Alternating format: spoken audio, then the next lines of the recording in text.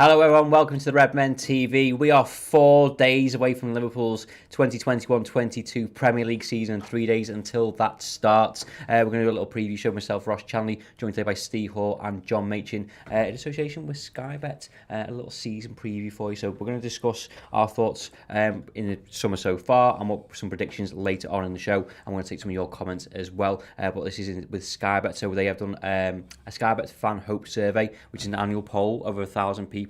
In association with YouGov, taking some questions from the fans. Sky Bet have unearthed fans' hopes and dreams for the upcoming season, so we found out more about that. So I will put the link in the description and in the live chat, so you want to go check that out, see some of the questions that we won't reveal on here, and see if you agree with them or disagree with them. And as we go through them in the show, you can let your voice known as well, and we'll get to those as soon as we can. First of all, Steve, I'll start with you. Football is back. Saturday for Liverpool, as I mentioned, but first we've got Brentford and Arsenal. It feels a little anticlimactic. I don't know if I'm being disrespectful to Arsenal and Brentford in there, but it's just good to have Premier League football back, isn't it? It is, yeah. I actually think that's not a bad little season opener because it's Brentford at home, so there is a... It's not Liverpool is what I meant. Yeah, it's not. No, we opened the season... Yeah. Well, when we played Norwich last, we opened the season, I remember that one. But yeah, that's like a chance of an upset. It's a local rivalry, Brentford to Arsenal. It's a little bit, kind of a derby-ish, not really, but a little bit. And listen, there's a chance that Brentford can definitely turn Arsenal over on day one of a Premier League season, Friday night. I actually will watch that one. I'm pretty certain I will. And it's always nice, I think, to get a new team in the league. Like the same yo-yo teams up and down all the time can get a little bit repetitive. We've not seen Brentford in the top flight in the Premier League before, so it is a new team to see, a new stadium that as well to look at. So I actually think that'll be a good game. I think it's a decent enough opener. And then, to be fair, the opening weekend got some absolute crackers as well. So, City, Spurs, United, Leeds are all in there as well as our game. They've actually pushed the boat out a little bit. They're games that you might save sometimes for later in the season. But like you say, I think we all, with fans getting back into stadiums, full grounds, I think they have, again, it's random and I get that, but maybe sometimes it isn't. And I think that some of those games are games where you'd pick them out. I'm definitely looking forward to watching a few of them. Yeah, and it's better spectacle, isn't it, John? Steve's mentioned having fans back in stadiums, and as I said this on the show earlier today, I'm happy for all fans because they get their escapism, they get to go and watch their team. For us, as neutral games, okay, at the Friday night game, but even the Sky Bet Championship we started last week, I found myself watching some of those because it's a better spectacle for me as a football fan to watch those games without, we've had no fans in football stadiums for months. It's a different ball game altogether, isn't it? I mean, the atmosphere is so good. It makes better television as well, you know. And some of those games we watched last year were so soulless because there was just no atmosphere whatsoever. And if you didn't have an interest in the game, it was really difficult to motivate yourself to watch anything, wasn't it? Yeah, and probably also difficult because they were all on TV as well, so you kind of had an overdose of football in a sense. There was nothing to do. That was one good thing, that you always knew you'd be able to see your team or get to see the game you fancied. Yeah. So that was quite good. And it's a pity they won't be able to keep that, Yeah. I mean, I'm still of the mind thinking that maybe somewhere along the line, teams should be able to show their away games live for members or something. Somewhere along the line they should do that. Yeah. Just bringing it back to Liverpool, Steve, and being a bit specific on Liverpool, are you more confident now than you were 3 weeks ago? Now we've had the pre-season. Yes, because I've seen Virgil van Dijk come back and touch wood go through things with any reaction. Joe Gomez has done the same, so that gives you huge hope. Nothing else has really happened. Obviously, Canate happened a long time ago. There hasn't really been any transfers since, and I think we would have all liked to have one or two more in by now. But I think the fact that Virgil's come back and Joe Gomez, and the fact that Alisson, Fabinho, Firmino look sharper because they haven't had much time, they haven't been back a long time. That helps as well. The injury to Robertson's a blow, but again, from what we've seen in pre-season, Shimakasta's looked good. He's looked fine. He's not as good as Andy Robertson, but he looks like the best imitation of Andy Robertson you're going to get, and you'll take that. So I think the fact that the centre-halves have come back and are fit, that gives you huge confidence. Again, Matip and Canate would have been a perfectly acceptable back two, and it might even be that that's the case anyway, but we hadn't really seen much of Canate, and even having watching him a couple of times, I'm like, yeah, I'm all in on him as well. So I think that's why I'm a bit more confident. It is a shame. I think they should have had a couple more signs in the door.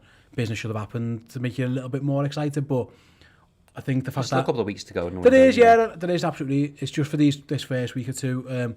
Thiago the other day looked like he was fine and ready to contribute as well, which helps because you're never quite sure how after that mad season we've just had, and then 2 major tournaments happening, what are these lads going to look like?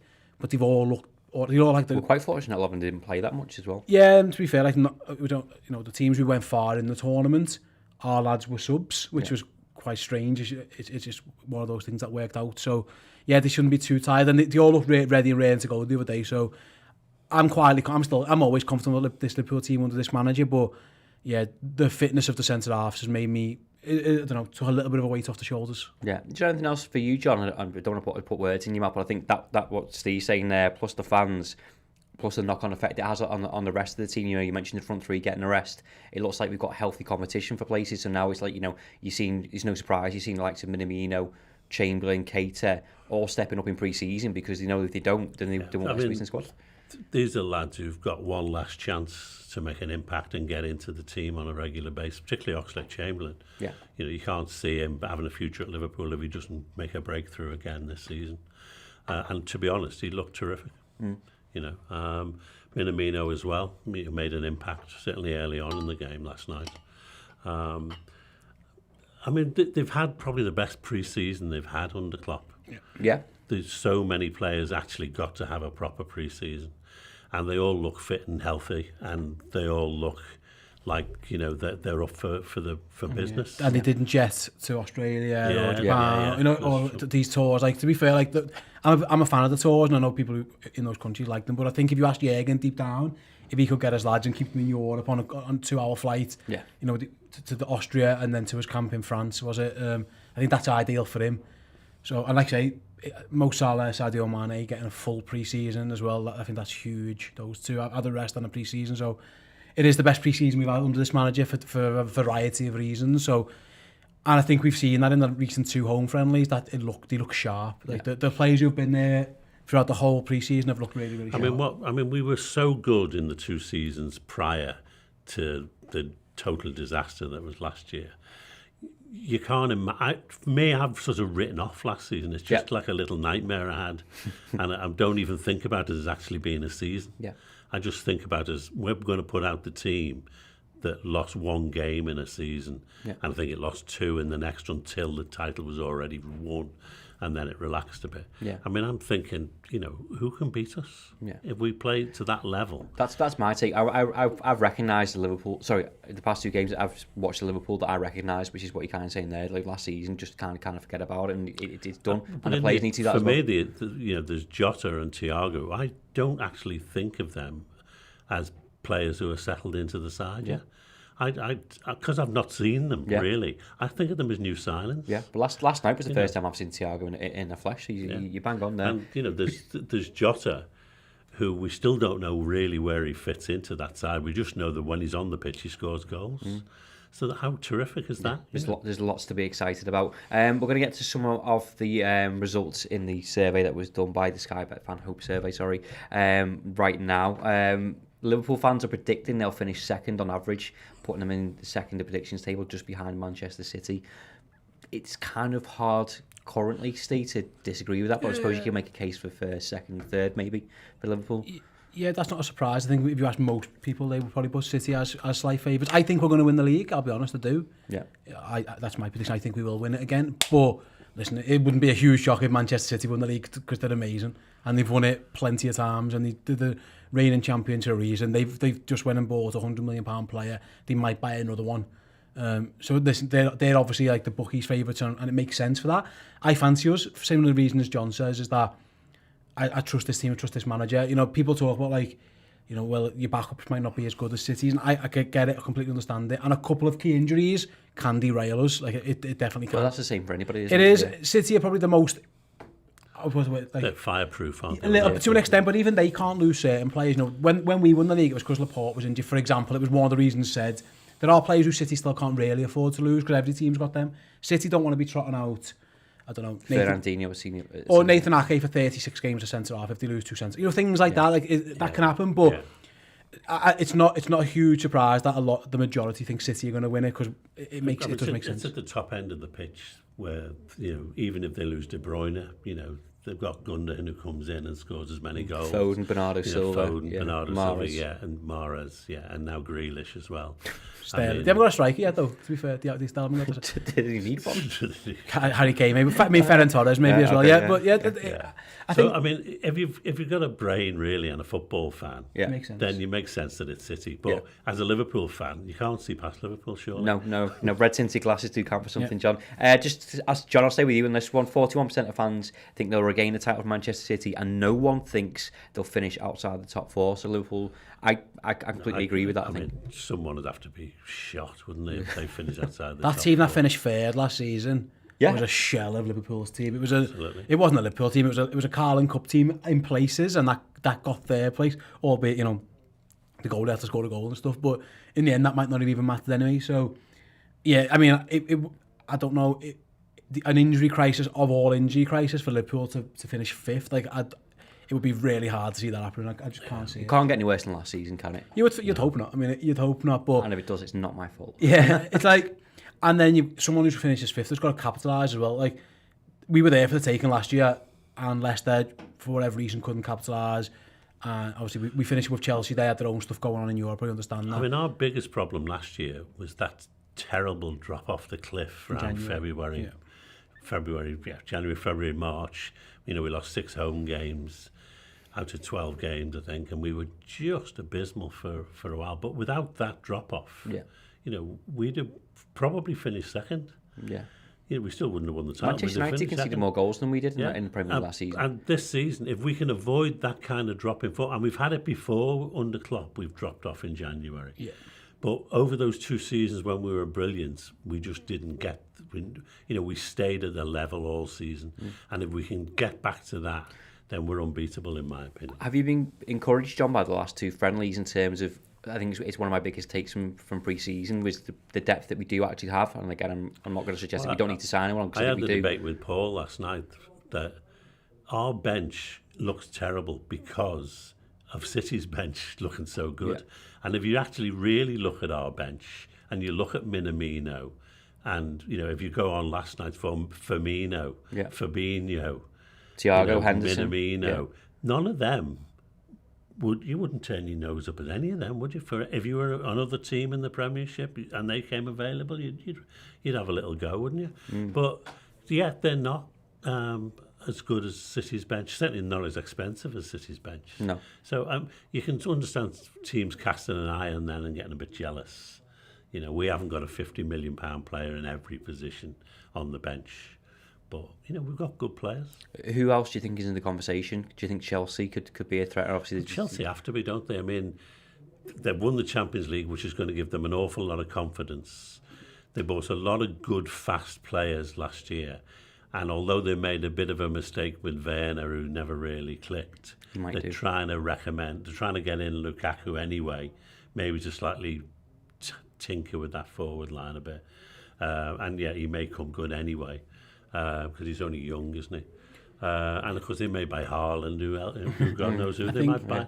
You just don't know with teams who can throw that much money at it. Chelsea struggled for the centre forward. Obviously we know that they didn't score enough goals from their strikers. They spread a lot of goals out.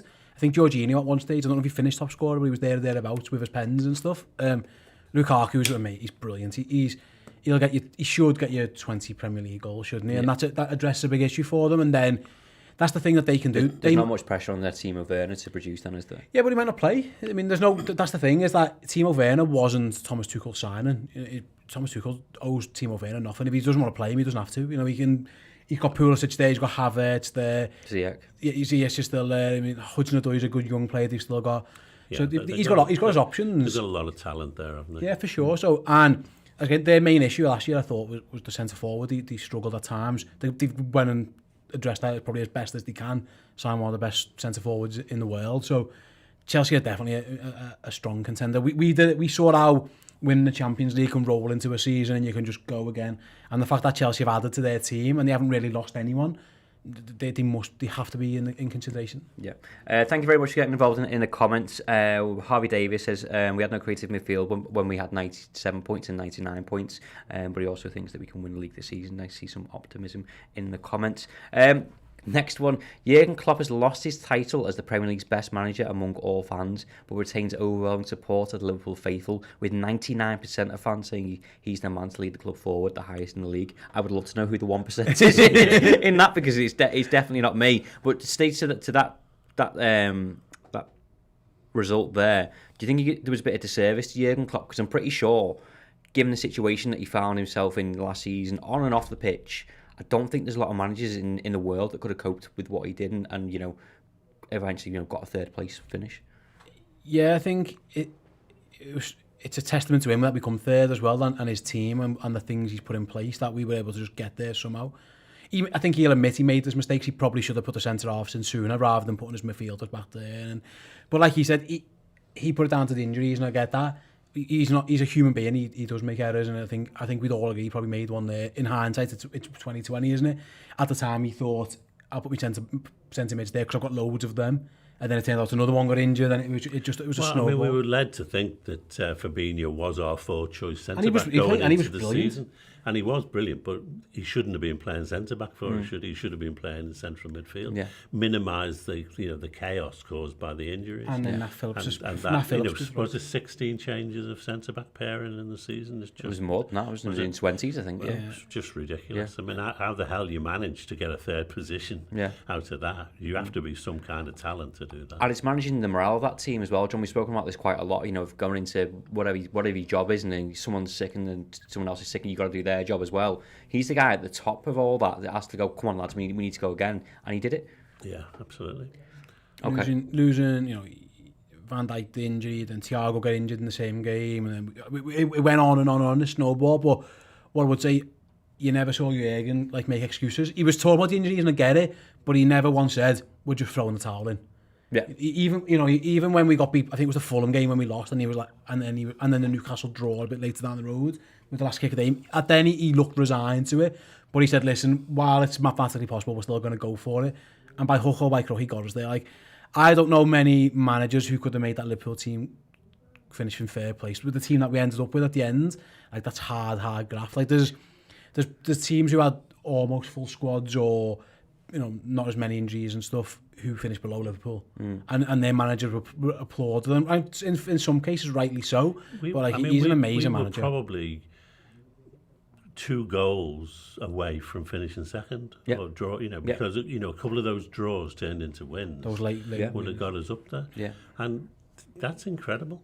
It's, how anyone could manage to do that with not just with the players he had to play with, but with all the disasters that had happened to the club, and how the morale must have been really on the floor at times. Do you think they can use that to propel them this season, John? In terms of we all want to forget last season, but you can look back and go, see it already. That won't happen again last season. I think you looked at Bobby Firmino last night scoring goals and with a big smile on his face. That told me that guy's raring to go. Yeah. And I think the whole team are like that. Yeah, so I think they've all got things to prove. I mean, the only thing I would say that worries me is, although Steve was going on about Virgil and Joe Gomez, I'm still not sure how soon we'll get them on the pitch playing regularly. But there's different options now. We want. Yeah. But we have actually got centre-backs there at the moment. Which if anything, nice. We've got too many now, John. No, we haven't. You can never have too many. Okay, speaking of signings, Steve, we're going to keep this brief on the signings.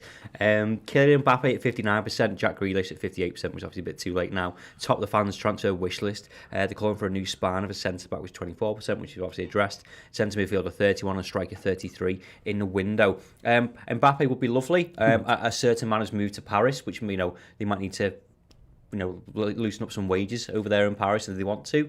They know where we are. But just in terms of we've talked about transfers before, centre midfield and striker for me, I think I've said most of the summer, but I don't know if that's changed slightly because I was all midfielder, Gini's games, Gini's replacements, and I'm seeing Keita, I'm seeing Ox, I'm seeing Harvey Elliott filling those games, Curtis Jones. Thiago will play more. We'll have Fabinho. We'll have Henderson in there as well. We're actually quite well stocked in midfield than what I thought, but it's all on there if they can stay fit. That's the thing, isn't it? For me, I think they need a centre mid. I just don't trust those other two lads to stay healthy. And if they prove me wrong, by all means, it'd be an absolute bonus. But you can't go into a season banking on Keita and Chamberlain to be available for the games, because we've been down this road before. You know, players like Daniel Sturridge and players like Adam Lallana and such, where they're in the squad and they're there, but they're not really there for you. You can't bank on it. I think they need a centre mid. And I wouldn't really want Harvey Elliott playing centre. I know Jurgen's been putting him there. It's not for me. I don't think that's where you want him just yet. And the forward thing, a lot of it is on Firmino, isn't it? Because he couldn't hit a car's backside of a banjo at times last season. So I get that as well. I think, to be honest, if Bobby doesn't play, I think Jota will play up front anyway. And I'd be perfectly happy with that. It might even be that might be Jurgen's go-to anyway. Firmino might find himself on the bench with Jota up front. And I don't think anyone would really complain. Couldn't argue with that, could you? No, it's what's behind that. So who's next? That's where, who's your sixth choice forward? You know, you've got your front three and you've got Jota. Well, who are the other two? I think that's where people are looking at it at times. Again, casting envious eyes down the East Lancs where they've got more options and stuff. I do understand it. I do think they should buy a wide forward who can play up front as well. Don't know who that person is, especially if Shaqiri goes, which looks like it could happen. And I do think they should have signed a centre mid. We have got enough options. On paper, the options are there. It's just when you start looking at who the options are, and then they've all got like big question marks. So it's Chamberlain, fitness, Keita, fitness. You could play a game of Guess Who with Liverpool squad and just flick them off every time they get injured. Henderson, left, yeah. Henderson, fitness. Yeah. Jones, consistency needs to find. He's an amazing talent. Yeah. Can he be consistent enough? And then you look and then you're left with Thiago. You can't be sure how his fitness. And even the centre backs, as you said before, John. You know, it's great having Gomez and Van Dijk, but it only takes one knock to them. Well, you've got is Gomez, Van Dijk, who come back from long-term injury. You've got Matip, who does spend half a season injured. And more. That leaves you with Canate. Yeah, who's new. Then he put Fabinho back in. And he's 22 and he's new. So on paper it looks brilliant, but like I say, I think they need one more centre mid just because the rest of them have got too many questions. It's only really Fabinho. And to be honest, I'd say Thiago, if he's fit and he looks like he is, who you're like, yeah, absolutely fine. The rest of them have either got fitness concerns or consistency concerns, or something to do with their age, whether they're too young, or Milner, people think, can he play 3 games a week? So I think Wijnaldum was the perfect centre mid. He was there every game at a good age, and he'd been there, done it. It was a shame he had to leave, but I do think they could do with one there. I mean, Mbappe's living the dream, isn't it? If it could happen, then fair, I mean, by all means, we'd all be absolutely buzzing. It's not going to happen. I do think they could do with a dress. Not this season, Steve. Come on. I mean, next, who knows? He hasn't signed his new contract. He's going somewhere. It's a bit like whether you believe in Father Christmas or not, isn't it, Mbappe? Mm-hmm. I mean, what are you trying to say, John? It comes up every year, and we all believe it might be true, even though in the back of our mind we know it's not. Sorry, you just found out from John Machin there. Okay, Mbappe doesn't exist. No, Mbappe doesn't exist. No, he's just a myth. Let's move on. This is not really a surprise, Steve, but we'll go with it anyway. Liverpool are second in a list of teams that rival fans want to see fail, and 96% of Everton fans rate them as the biggest rivals. Who's first? I thought we'd been the most. I'm surprised we're not number one. Leave your thoughts in the comments. City United, who is it? We don't have that information in front of me. Everton fans rate 96% of Everton fans rate Liverpool as the biggest rivals, although only 12% of Liverpool fans think the same. Liverpool fans are split between Man City 54%, Man United 26%, and Everton 12%. So that's you thought everyone hated us. Yeah. I'm surprised for a second. I don't know who that 4% of Everton fans who don't see us as the biggest rival is or whatever. For me, it's still Everton. Those are the ones who think it's Tranmere, preparing for the future. For me, it's still Everton. For me, it's different because there's an on-pitch rivalry and there's a City rivalry. So, in terms of rivalry, in terms of winning trophies, then it's obviously not them. But it's Manchester. Because they don't do that. it's Manchester City, and it's Man United. They get those two. So I get why when you say who's your biggest rival. It depends which way you look at it, but yeah, I do understand it. But I can see why a lot of opposition fans are really keen for us not to. Doesn't it? Because if you're talking about who's most likely to challenge us for the number one spot, then it's City. Obviously, that's your biggest rivalry. Yeah. But who's the team who you're going to hate the most throughout the season? Then it's going to be United, isn't it? And Everton is a different kind of different thing altogether, isn't it? It only matters twice a year, doesn't it? I suppose. Or in FA Cups when we play the kids. It might matter more when now people are going back to work and back to offices and stuff. And back to Everton probably does matter a little bit more, but It matters when you go to Christmas dinner and your uncles are blue. That's the rivalry, isn't it? Yeah. That's good.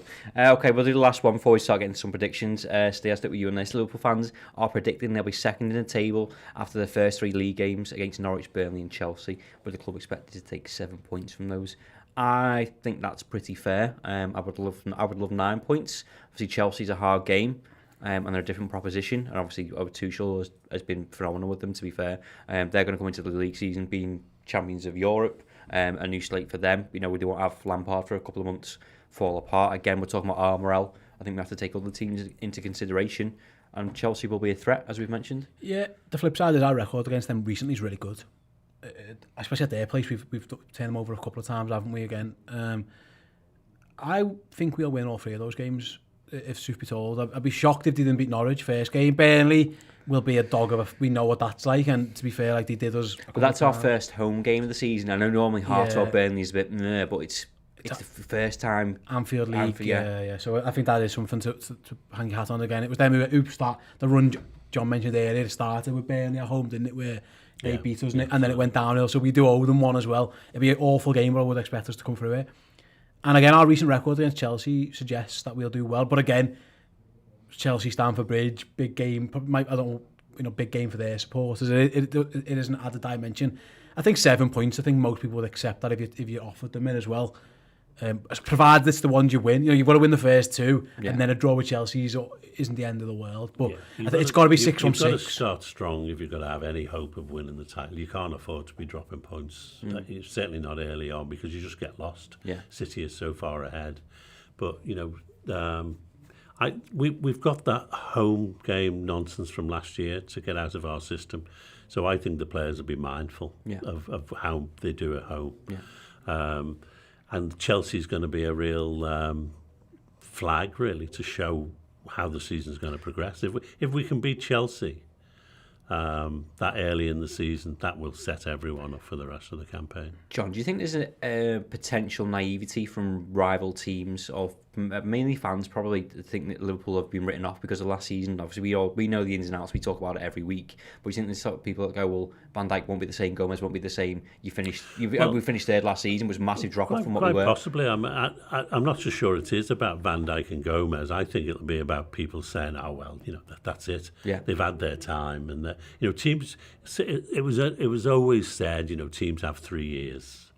And then they either change their personnel or they fall down. They lose their way. And there'll be players out there, supporters out there looking at us and saying, yeah, they had 2 really good years. 3 if you really look at getting to cup finals and stuff. And now we've fallen off. We're in our true level now. That's the kind of a lot of view, people just say it was the Van Dijk injury, and it's like it wasn't just Virgil van Dijk that got injured. It's about 10 players. Our injured 11 was better than the starting 11 we were putting out. It was a total disaster, wasn't it? And I think also the lack of a big signing. So our so-called rivals for the top 4, well, the rivals of the top 4 have all went and bought big. Lukaku's going to Chelsea, and City for Grealish, they might get Kane. United went and got Sancho and Varane, for example. So that's probably part of it. All Liverpool have done this season. But Man United needed to make those signs because to an extent they did, but then they finished above us last year. So it's and again different factors are it, and I understand that, but they still went and improved. Man United look better on paper now than they did 12 months ago, for example. They look a better team. So I think that's part of it, and also a few of the teams below us, Leicester, have made some what look like pretty good signings. Yeah, they've again. won a couple of trophies, and that'll make them a bit more confident. I personally am hoping that people think that we're the team that's going to finish 4th or 5th. Yeah. And I saw this little survey of fans from every I think it was in the Observer. Every team had a fan say what they thought would be 1, 2, 3 and 4. And there were like 4 of them who didn't think we'd finish in the top 4, which surprised me, And then the rest of them, I think there were only 2, Liverpool and can't remember the other one. Only 2 thought we would actually finish first. Oh, wow. And one of them was the Liverpool fan. Yeah, obviously, yeah. Got to come back yourself, haven't you? I'm happy. Love for us to be under the radar. We haven't bought big, so the teams that have are really going to dominate the league this year. And of course, they may well do. Yeah. But I'm hoping that we're going to realise, make people realise that we're still this really difficult side. Yeah, and someone agrees with me in the comments here. Thank you very much for getting involved. Ludwig Lud says this year we are 100% better than last year already with the same squad. Also, he's conflicted on Chelsea in the comments as well. Some people saying Chelsea will be threatening for the league next season. I think I agree with that. There will be a threat. Right, we're going to get into some predictions now. Feel free to play along at home. Hopefully this will be in the description afterwards and not in the live chat. I can guess some of the answers. We'll do league ones and then we'll do Liverpool-specific ones afterwards. Steve, I'll come to you first. Title winner? Liverpool. John? Liverpool. Okay, Steve didn't even hesitate. I didn't even finish the question. Your top four? Liverpool, City, Chelsea, Man United. Yeah. Yeah, Liverpool, City, Man United, Chelsea. Okay. I think I'll go with Steve on that one. Bottom three. Norwich, Southampton, Brentford. Southampton, my Southampton. They just keep on all the best players. And then buying Chelsea youth players to replace them. They might be brilliant Chelsea youth players, who knows, but Southampton look like they're in a mess. Do you think Southampton will get another 9-0 loss this season? I mean, I hope not for them. Okay, but no one wants that. No, it's hard to predict, but I think they're in big trouble, actually. I think they're in big trouble. Okay, John? All the new teams. Yeah? Straight back down. Okay, fine. Poor Watford. No, it's fine. Surprise package, this can be a team or it can be a player or both. I think that St. Maximum's going to have a really good season for Newcastle because if he stays fit. Last season, when he played, he was really good. He had COVID and I think it really affected him. He missed a lot of time. He's a crackerjack player. He's electric and I think he's one of those players. He might be getting a move to a top 4 club next summer. He might have the Grealish type season where everyone realises, wow, like this lad's... I think or he's is really he that good. player that you were describing before that you can play across the front line for us? Yeah. I mean, I don't know. I'd rather I can see buy him than the guy from Wolves, Traore. Yeah. Although we've been strongly linked with Traore. Oh, have we? 5 years about we've tried. Yeah, every year. I think St. Maximin, you can get yourself a headband. Oh man, I'd love Yeah. it. Get myself a headband for me dreadlocks. No, I think he's brilliant, and I think he could have if he stays fit because he has had issues. I think he's in for a really good season. And to be fair, Newcastle are going to need him because they're another team who look like they're in a bit of a pickle. But they had him injured. They had Callum Wilson injured. I think Ryan Fraser was injured for a bit. So yeah, they were decimated by COVID as well. COVID really impacted Newcastle. I think he's going to have a good season. Okay, John. I just wonder whether the biggest impact will be like a reverse one. It'll be Jadon Sancho being awful. Oh, and not having a good season. Okay, that'd be nice. Is that wishful thinking, John? Yeah, no, I just think going to United, everyone's thinking he's like they wanted him for like 3 years, and he was struggling to get into the England side, wasn't he? And I'm just thinking maybe he's a bit overhyped at the moment. Okay, I want to go with Crystal Palace, but I'm going to do what John's done. Good or bad?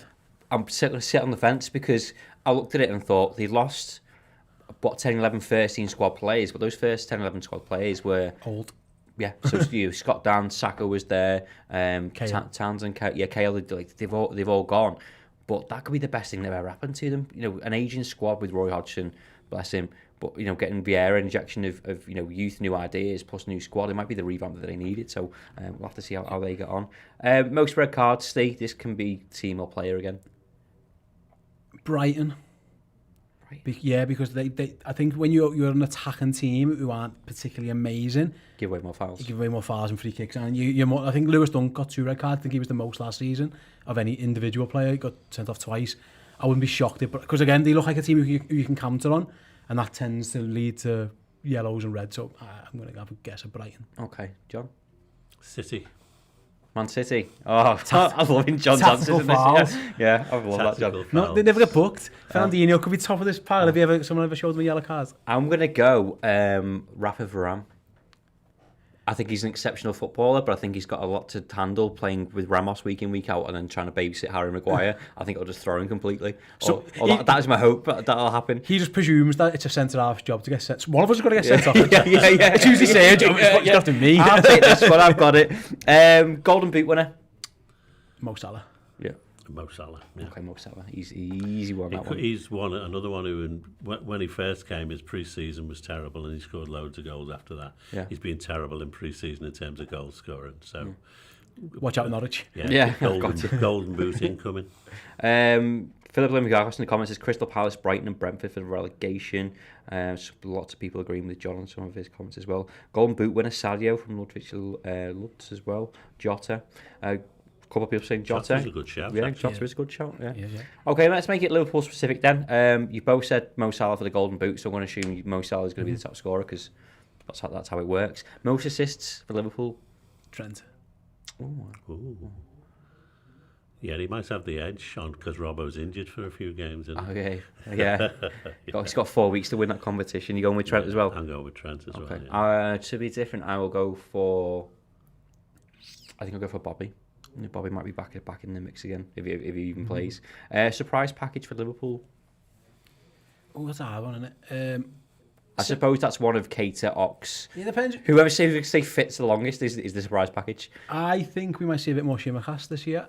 I think not only, obviously, we're going to see him at the start of the season with Robert's injury. I think last year Robertson had to play every game because so much had changed around him that the manager didn't trust to make another rest the player. I actually think it would do Robertson a favour not to play every single midweek game, for example. Like, he doesn't have to play every European game or every cup game. Mm-hmm.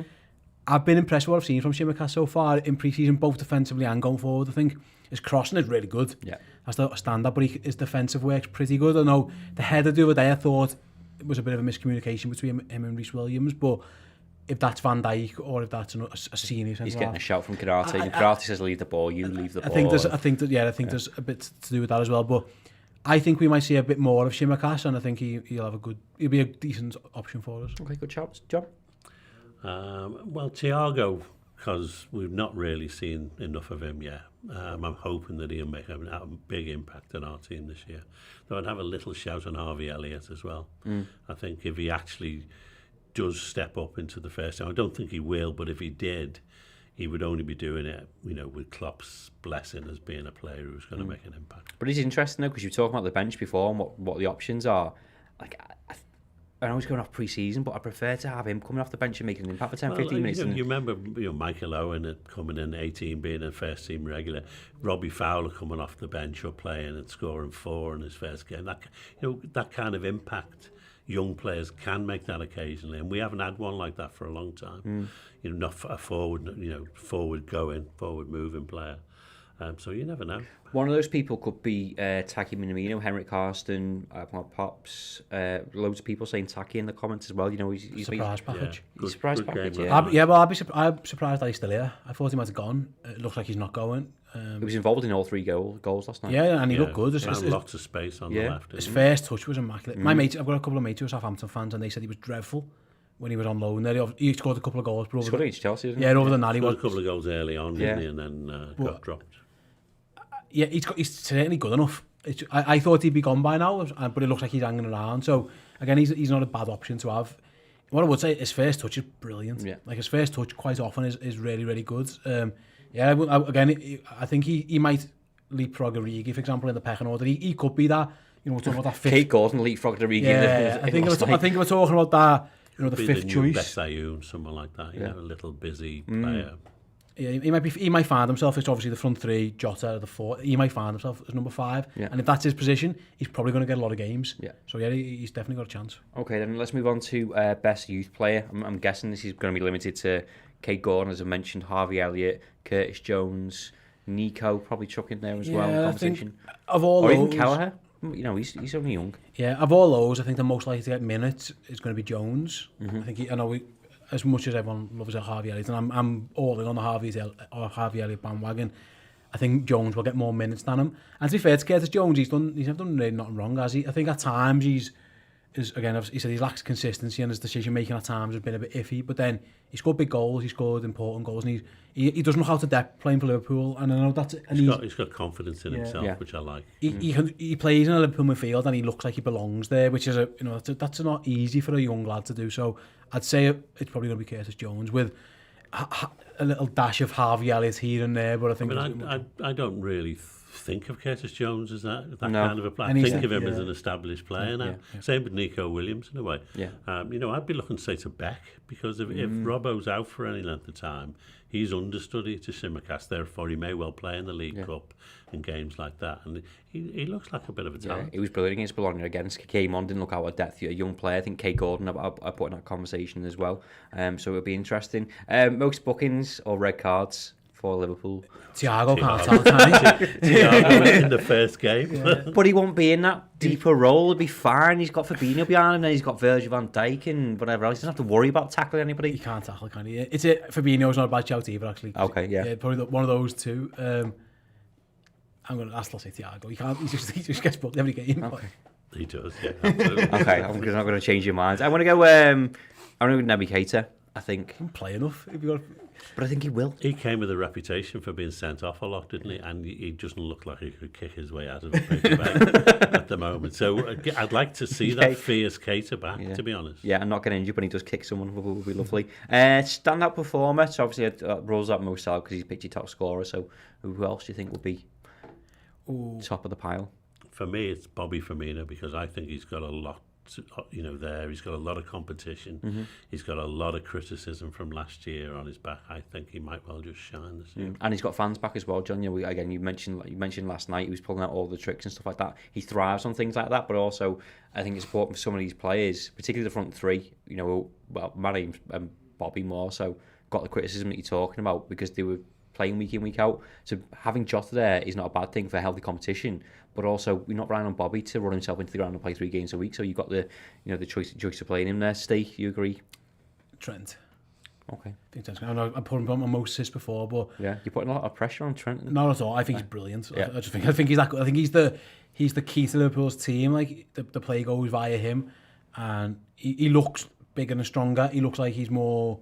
He's getting better all the time. He looks like a. And again, signing a new contract. His future's secure. He can concentrate on his football. He's guaranteed his game. He plays an awful lot more of his game in the midfield now than he's ever done. I think looking better for it. And again, he can play the way he wants to play because he's going to have, I say, proper centre halves that play our style of play, so he can go forward. Yeah, and he's got Mo Salah in front of him. He's got all kinds going on. I think he's a world. I think he's going to have a really good season. Okay, final one, John. I'll come to you on this one first. Number of trophies Liverpool will win this season? 2.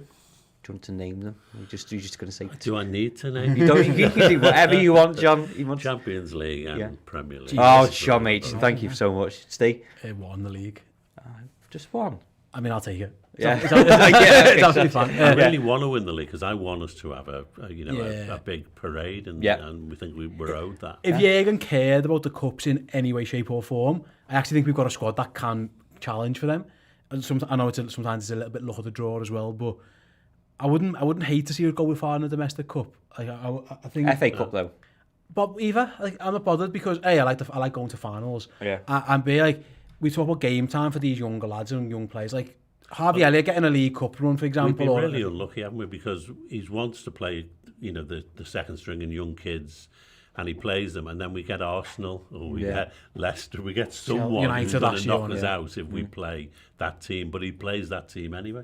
Or we're playing in Qatar and we get forced to play a young side. So it would be nice to see us have a little stab at the cups just for those other players. Because sitting on the bench week in, week out must be really depressing. And just so Man City don't win the Carabao Cup, it's getting boring now. I'm sure Jack Grealish won't mind, but we'll have to wait and see. There we go then, gents. Thank you very much. Thank you to you at home as well for listening and for watching and for getting involved. If you're not watching this live, do carry on. We'll check the comments back today and tomorrow and see what you've said. And thank you very much as well to Sky Bet for sponsoring the show. It's a reminder, the Sky Bet Fan Hope Survey is available in the description and live in the chat now. You want to go and check that out. We've read some of them out, but there is a load more. Go and see if you agree or disagree. We'll be back later on this week with a Talk Norwich City preview ahead of the game on Saturday. We're also doing a build-up show, and we're going to do the starting 11 show as well, which should be interesting because there's lots of conversations to be had. Thank you very much for listening and for watching. We'll see you soon. Ta-ra.